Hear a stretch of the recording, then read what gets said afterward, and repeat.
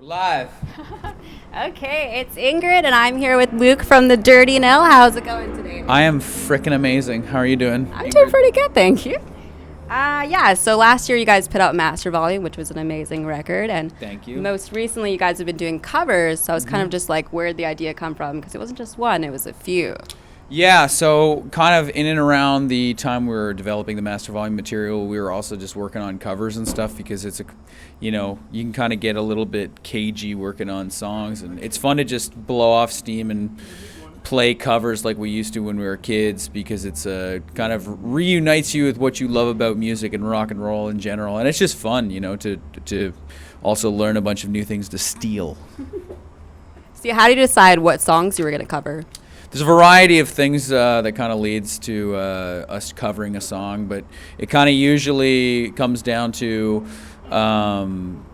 is it a song that we like, that we really like, or is this a song that's going to confuse people if we play it? And that's kind of the stronger one. It's kind of almost like a dare situation, like we kind of dare each other, like let's do this one.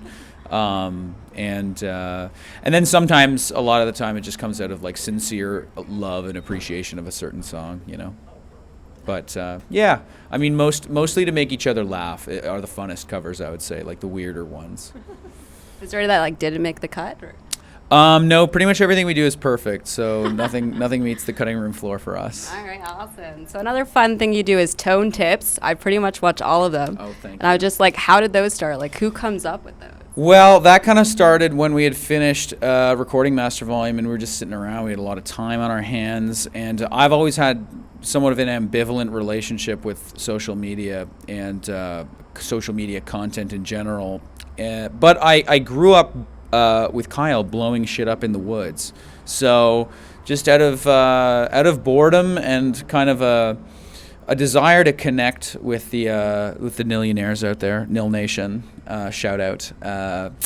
Just started kind of like making these stupid little videos, and the response was very strong, and it encouraged me to keep going. And I don't get to create them as often as I want to or should, but I certainly have a bunch of ideas for the next season of Tone Tips, and yeah, it's a really good way of tapping into the inner teenager that almost blew his hands off in Dundas, Ontario.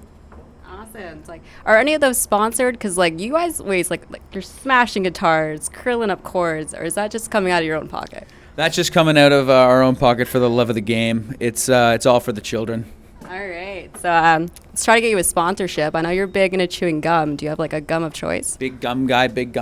I would say Hubba Bubba's that's my shit, and I really like German Hubba Bubba because it's white. Like, it doesn't have any pink coloring in it. It tastes better. I don't know. I think it's probably a little bit less poisonous. So I like that stuff. German Hubba Bubba. No artificial colors, maybe. So you're kind of iconic for your shirts as well. Like, do you have certain criteria that goes into one of those shirts? 'Cause some of them I feel like look similar, no? They do. There's certainly a common thread between them, no pun intended. But I think generally I try and keep stars on them. I have a very, very talented seamstress friend in Guelph, Ontario, who we kind of bounce ideas off of each other and make.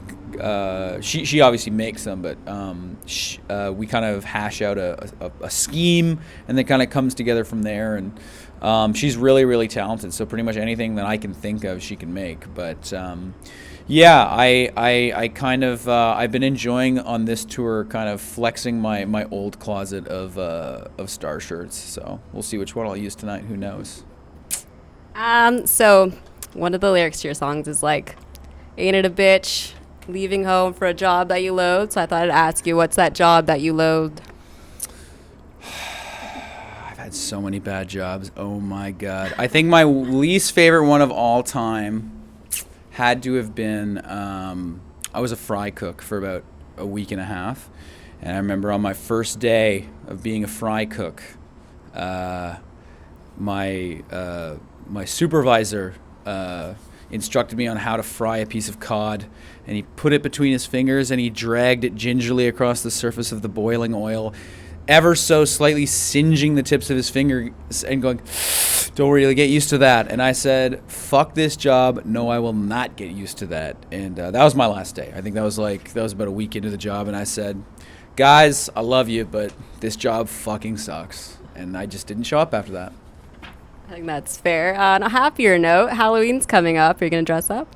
Well, we're in Germany, and they don't really do a whole lot of Halloween festivities. They're big Christmas people, but Halloween's lower on the radar. So we'll see. We might. We always have some Halloween ideas, but I think we'll probably wait until we're on North American soil to deploy them.